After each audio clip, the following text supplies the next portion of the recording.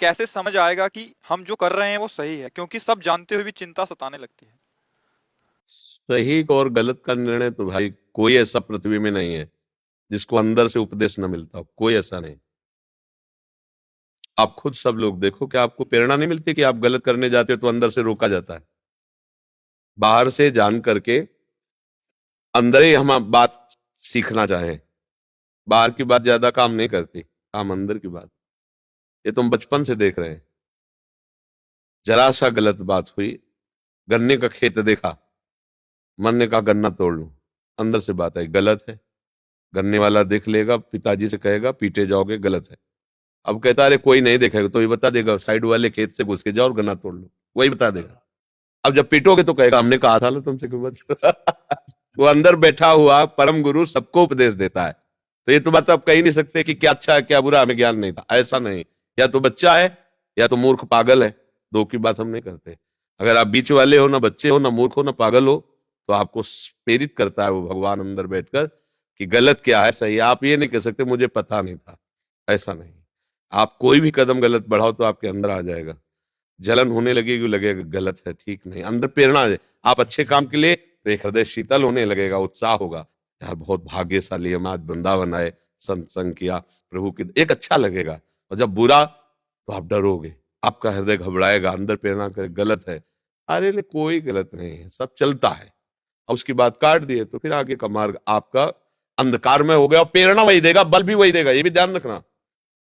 वही प्रेरणा देगा आपको कि यहां से चढ़ जाओ, ऐसे से ऐसे चोरी कर लो, और आपको बल देगा। अरे कोई नहीं देख पाएगा, पहले वो सचेत करता है फिर आपको सपोर्ट कर देता है, क्योंकि उसी का खेल है। आपको खेलना चाहे तो खेलो, फिर उसके हिसाब अलग अलग है। जब डंडा चलेगा तब धीरज कहेगा हमने मना किया था। इसलिए सच्चाई तो हृदय से ही पता चलती है कि भाई ये गलत है, ये अच्छा है, ये बुरा है, ऐसा। आलोक मिश्रा जी, मुंबई से। राधा वल्लभ श्री हरिवंश, पूज्य गुरुदेव, आपके चरणों में कोटि कोटि नमन। गुरुदेव, श्री जी की कृपा से पिछले 3 वर्ष से श्री राधा नाम जप और प्रवचनों को सुनने की कृपा प्राप्त हो रही है। गुरुदेव, मैं एक होटल कंपनी के ऑफिस में कार्यरत हूँ। होटल में मांस और मदिरा का भी सेवन ग्राहकों द्वारा किया जाता है और होटल के द्वारा परोसे जाता है। आपके एक प्रवचन में सुना था कि यदि मांस और मदिरा से अर्जित धन का दान अथवा सेवा नहीं करना चाहिए। पिछले कुछ वर्षों से यहाँ वृंदावन में भी रहकर सेवा नहीं कर पा रहा। महाराज जी, मेरा मार्गदर्शन करें जिससे मैं बेहिचक होकर सेवा कर सकूं। नहीं, गलत। ढंग से कमाए हुए धन से तुम्हारी भी बुद्धि भ्रष्ट होगी, और जिसको दोगे उसकी भी बुद्धि भ्रष्ट होगी। अगर आप मांस बेचते हैं या मांस बेचने में सहयोग करते हैं तो आप हत्या के भागीदार हैं। जब महापुरुषों ने कहा कि आप अगर चमड़े का जूता पहनते हैं, चमड़े की बेल्ट पहनते हैं, तो आप हत्या में सम्मिलित माने जाएंगे, क्योंकि आप प्रयोग करते हैं उस वस्तु का। तो केवल रुपए के लिए हम मांस की दुकान खुलवा लें अपने दुकान में, भाई हमें तो किराया अच्छा देता है मांस, तो आपने उसका सहयोग किया ना, ये धर्म है। यदि आप कसाई हो तो कोई बात नहीं, आपके कुल का धर्म है, हम आपका विरोध नहीं करेंगे, उसके कुल का धर्म है। स्वधर्मो निधनो श्रेया, पर धर्मो भयावहा। यदि आप कसाई नहीं हो तो फिर नहीं करना।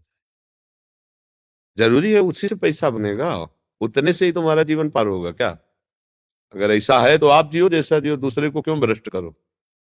क्यों भ्रष्ट करो भाई? साधु महात्मा अपना जीवन भगवान को अर्पित किए, अब आपने उसमें धन रख दिया, इसके बाद उनको स्वप्न में ये दिखाई देगा खून खच्चर लड़ाई झगड़ा, और जागृत में एक दूसरे की खोपड़ी फोड़ेंगे, क्योंकि जैसा खाओगे अन्न वैसा बनेगा मन। तो उनके भी वजन का नाश किया और आपका तो पतन है ही। हम इस बात में कभी सहयोग नहीं देंगे कि आप मांस बेचने वालों का सहयोग करें, आप मांस बेचें या आप मांस खाएं, शब्द का ही हमारे यहाँ त्याग है। हम धर्म से चलने के लिए आपको प्रेरित करते हैं। धन तो अन्य उपायों द्वारा कमाया जा सकता है, लेकिन धर्म नहीं। धन के द्वारा धर्म नहीं कमाया जा सकता। धर्म के द्वारा धन कमाओगे तो तुम्हारा मंगल होगा। हमारे यहाँ पुरुषार्थ जब वर्णन किया जाता है तो 4 पुरुषार्थ हैं। धर्म पहले है, फिर अर्थ है, फिर काम है और फिर मोक्ष है।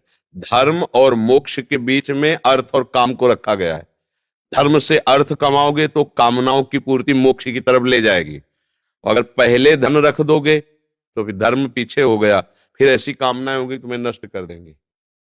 लोगों को भ्रम होता है कि हमारे पास बहुत पैसा आ गया धर्म से तो तुम्हारे परिवार में ऐसी प्रतिकूलता पैदा कर देगा, ऐसे रोग, ऐसे मंद बुद्धि के बच्चे पैदा होंगे कि जीवन भर जलोगे देख देख के। भाई निश्चित समझ लो, अधर्म का फल दुख, अशांति और पतन है। करके देख लो। जब तक तुम्हारे पुण्य चल रहे हैं तब तक तुम्हें पता नहीं चल रहा। जिस दिन पुराने पुण्य खत्म हुए और नया पाप और पुराना पाप जुड़ा, उस समय तुम्हें कोई भी सपोर्ट नहीं देगा। हम इस विषय में सपोर्ट नहीं करेंगे। धर्म से चलने के लिए हमारी वाणी है, अधर्म से चलने की बिल्कुल 1 रुपया कहीं संत महात्माओं को मत दे देना, बिल्कुल नहीं। ठाकुर जी सबके स्वामी, उनको करो, सेवकों को नहीं। स्वामी समर्थ है, उनके सबको ही है स्वामी। ठाकुर जी, राधा वल्लभ लाल जी, बाके बिहारी जी, राधा रमन जी, वो समर्थ है, सबके पिता है, सबके स्वामी। उनके सेवकों को नहीं। बहुत होश, साधु महात्माओं को बहुत होश में सेवा देनी चाहिए। आप पापाचरण करके आओगे, दोगे, उनकी बुद्धि भ्रष्ट होगी, डबल पाप लगेगा, क्योंकि वो भजन कर रहे थे, उनके भजन में विक्षेप हुआ आपके द्वारा। इसलिए सावधान रहे, हम इस पर सपोर्ट नहीं करेंगे। भाई अगर सब कोई मांस खाना बंद कर दे तो जीव हत्या बंद हो जाएगी कि नहीं बंद हो जाएगी? चमड़े का प्रयोग बंद कर दे तो हत्या फिर किस काम में आएगा? आप मांग कर, पहले था हमारे सनातन धर्म को भ्रष्ट करने के लिए अन्य धर्मावलंबी भोजन में गुप्त रूप से गाय का मांस मिला देते थे। आज आप देश विदेश घूम रहे हो, जो आपको मांस मिल रहा है, आप जानकारी करते हो क्या? बस पशु की तरह। मांस से आसुरी भाव का है कहीं ऐसा। मनुष्य के लिए कितने सुंदर सुंदर फल फूल हैं, पेय पदार्थ हैं। संयम से रहो, खूब हष्ट पुष्ट रहोगे। व्यभिचार करो, शराब पियो, मांस खाओ, कितने दिन स्वस्थ रहोगे? ये लोहे के थोड़ी यंत्र बने हैं। कर्म के अनुसार इसकी रचना हुई, तुम्हारे कर्म बिगड़ जाएंगे, यंत्र फेल हो जाएंगे, मरो फिर भोगो। तो आजकल कौन सुनता है संतों की बात? पर आप आए हो, कृपा पात्र हो, राधा राधा जपते हो, सुधर जाओ। अगर आप ऐसा कमाते हो तो अपने लिए रखो, संतों को मत दो। हम तो कहेंगे कि लेबरी कर लो, अच्छा है, मेहनत किए, तसला ढोए, 500 रुपया मिला ना, हाँ, अब 50 रुपया ला करके अगर संतों को दे दोगे तो बहुत बड़ा दान हो गया, बहुत बड़ा दान हो गया। समझ? 1 अरबों रुपया कमा रहा है, बेईमानी से वो कर रहा है। आप फावड़ा चलाए ना, मेहनत किए ना, 5 रुपया भी दे दिए तो बहुत बड़ा दान हो गया। आप सुन, वो संतों का भजन बढ़ाएगा तो आपको आशीर्वाद मिलेगा। आप कारण बने उनके भजन बढ़ाने के, तो आप भी सम्मिलित हो गए। तो भजन मिटाने के तो फिर है, अन्न का प्रभाव होता है। करमवीर जी चंडीगढ़ से। श्री हरिओम। श्री सदगुरुदेव भगवान, आपके चरणों में कोटि कोटि दंडवत प्रणाम। महाराज, श्री वकालत का कार्य करते हुए हमें विपक्ष की पार्टी की कमियां और गलतियां निकालकर उन्हें कोर्ट के सामने रखना होता है, तो क्या महाराज जी इसमें परनिंदा या दूरदर्शन माना जाएगा?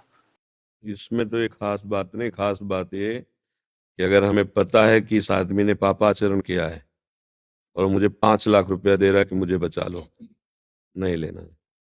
अगर जीवन सही बनाना है तो, जीवन में सुखपूर्वक जीना है तो, रुपया सुख नहीं है। अधर्म से कमाया हुआ रुपया तुम्हारा नाश कर देगा, किसी का भी हो। पक्का विश्वास रखो, हमने बहुतों को देखा है, शास्त्रीय और व्यवहारिक भी, एकदम हाइलोजन की तरह प्रकाशित हुए और फ्यूज हो गए। अधर्म का पैसा दीपक की तरह जलो, बहुत काल तक चलते हो। जब आपको पता है कि आदमी निर्दोष है और मैं पैसे के पक्ष से इसको सजा दिलाऊंगा, तो उस पाप के अधिकारी आप होंगे। आपको असली न्यायाधीश से दंड मिलेगा, क्योंकि आप जानते थे कि ये निर्दोष है, पर अपने पक्ष का आदमी दोषी है, पर मुझे इतनी धनराशि दे रहा है, मैं हर तरह से बुद्धि के द्वारा निर्दोष को दोषी साबित करके उसे दंड दिलाऊंगा। तो वहां हमारी अदालत में किसी वकील की जरूरत नहीं पड़ती। आपको बिना किसी सफाई का अवसर दिए दंड मिलेगा, और जब भोगोगे तब फिर कोई सहयोगी नहीं होगा। न रुपया सहयोग करता है, न कोई व्यक्ति सहयोग करता है। जो दंड मिलता है उसे भोगना ही पड़ता है। क्या करोगे? रुपया क्या करेगा? औषधि क्या करेगी? डॉक्टर क्या करेगा? जब दर्द भोगना है ना, भोगना ही है। इसलिए डरो इस बात से। ऐसी गलती वकालत में होने की बहुत संभावना है, क्योंकि वकालत करते समय जो अच्छा वकील होता है, अच्छा जानते हो किसे कहते हैं? जो अपनी बुद्धि की चतुराई से और वाणी की वाक चतुरता से अपनी बात को सिद्ध कर दे, उसे समाज में अच्छा वकील कहते हैं। पता चल जाए कि अधर्म है, हम आपका केस नहीं लेंगे, तो वकील फिर किस बात के रह जाओगे? फिर तो यही लगेगा कि आधार लिया, आप पे पेट भरा हो गया। तभी तो धर्म से चलने में फिर समस्या आ जाती है ना। हाँ, तो अगर ये समस्या सह जाओगे तो हर समस्याओं का समाधान आपका निकल जाएगा। और ये समस्या से हार गए तो हर समाधान समस्या बन जाएगा, लिख लो कागज में, हर समाधान। हम देखा है, बहुत जीवन हो गया, बहुतों से मिले हैं, बहुत लोग, हाँ, वो दिखाई देता है ऐसा केवल है, पर वो चलता नहीं ज्यादा देर।